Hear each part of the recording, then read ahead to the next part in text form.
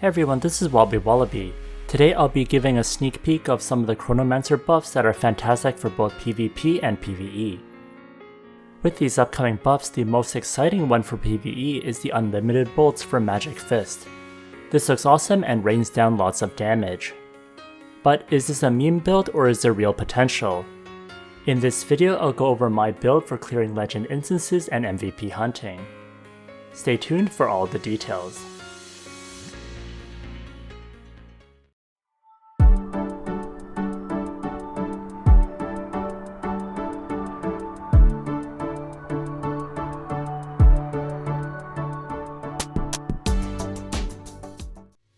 Here's an overview of the changes, which I'll go over in more detail later.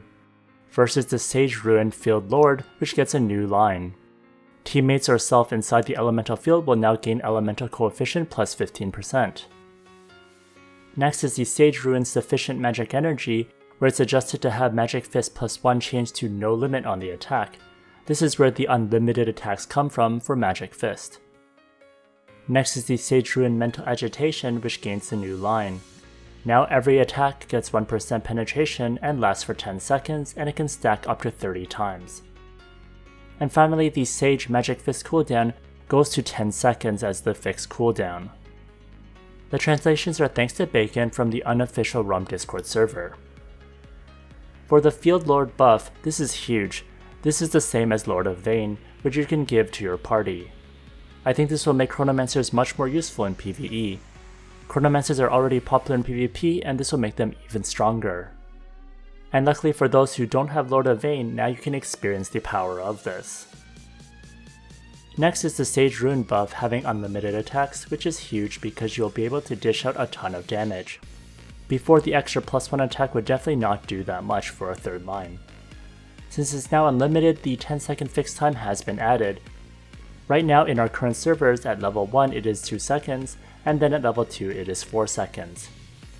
Without fixed time, you'd be able to abuse this like crazy. The last buff was to the Mental Disruption Rune, since it can give you a huge magic penetration percentage increase. The extra damage was much needed for PvE. Now if you want to get runes to play Chronomancer in the future, then try Smile.1. Smile.1 allows you to get discounted BCC and premiums for Ragnarok Mobile. They have been around for more than 8 years and have lots of global business partners for other games too. You also have plenty of payment methods for lots of flexibility. I'll put a link in the description. Thanks to Smile.1 for sponsoring this video. Next, let me begin first with the Legend Golem kill, then I'll show you the build. For food, I'm using the original Will Ice Cream for the MVP damage and magic attack. For my build, the extra damage was much needed, and the anti-death was dealt with another way. First, I put down Time Field and Space Field for more damage. I am just using the Chronology Bolt, so these fields will help. I found for other bolt types the damage just wasn't high enough. I start attacking the Golem, then stand in the fields. I do switch to Peter Wendy for the 15% magic penetration, then switch back to It's Too Late for skill damage. The bolt animation looks quite nice, and the damage is pretty good too. Since my damage wasn't crazy high, I did need to cheat with the HP relic. Without it, I had to dodge the Golem's AoE, and this was a huge damage loss. Unfortunately, if you don't kill the Golem in time, you'll be petrified and then die instantly. Chronomancer's survivability is really bad, and unfortunately I had to use the pay-to-win purple relic. If you have a saint in your party to faith pray or revive you, then you don't need it. But to solo this instance, it'll be really hard without survivability. Killing this Golem definitely wasn't easy. Oftentimes it would be really close to my instant death. Here I take down the Golem just before I get instantly killed. I was definitely on the edge of my seat for this one. Now, not every class can clear the Legend Golem, and before these buffs it definitely wasn't possible as Chronomancer, so it's quite thrilling to build this. Next, here's the build. I'm using a standard magic crit build.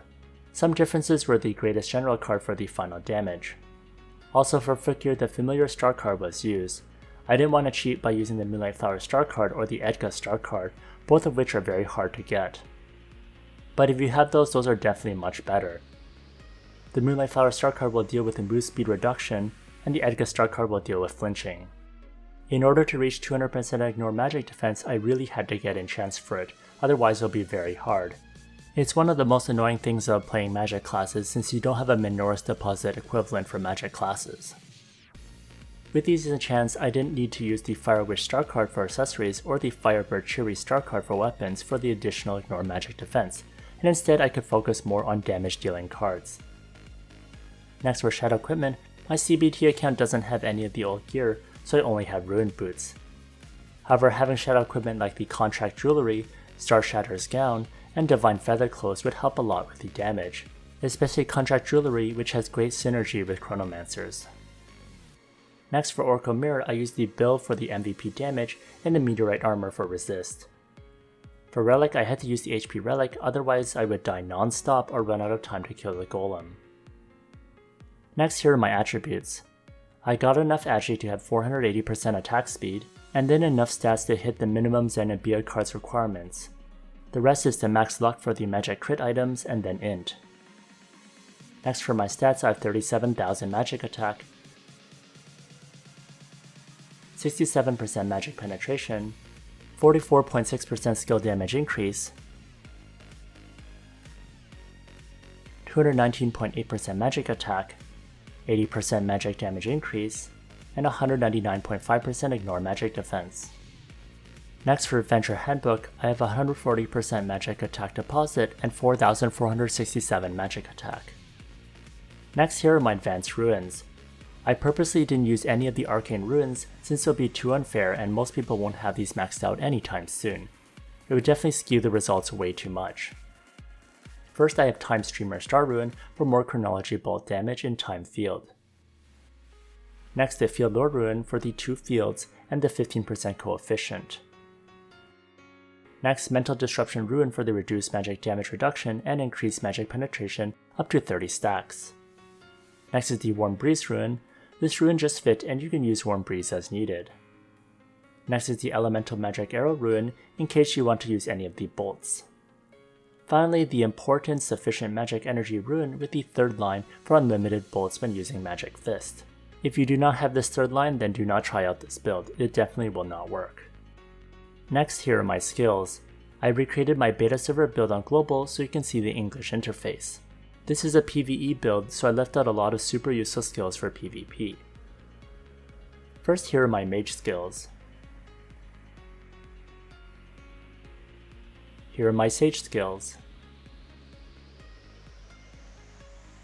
Here are my professor skills. And here are my sorcerer skills. For Magic Fist, I primarily use Chronology Bolt. For my manual bar, I have Warm Breeze, Time Field, Space Field, Chronology Bolt, Summon Elemental, and Prepare for Elite. For auto attack, I have the auto attack skill, Magic Fist, and Prepare for Elite. Inside Prepare for Elite, I have Super Gravity, HP Conversion, Energy Coat, and Invisible Space. You can add Magic Rod too, but I didn't want to invest in more decks to lower the cast time. Next, while Chronomancer did okay for Lost Isles Floor 1, I couldn't clear Floor 2. The damage just wasn't there. The same with Museum. I couldn't clear the dragon even when I added Moonlight Flower Star card from Mobility and maxed out Arcane Ruins. I personally think these buffs make Chronomancer possible to solo DPS, but you do need to rely on Saint to support you, otherwise you won't survive. There's lots of potential with these new buffs and it's pretty fun for PvE, but honestly with this type of depositing gear I'd rather use Rathgracy.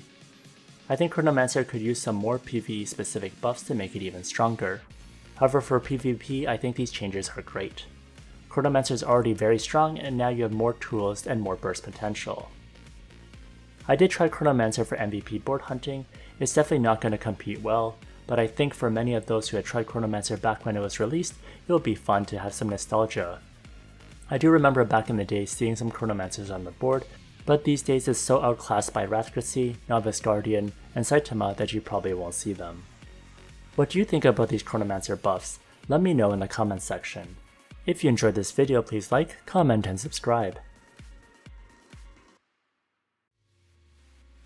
Here's a video that I would recommend, and if you want more sneak peeks, check out this playlist over here.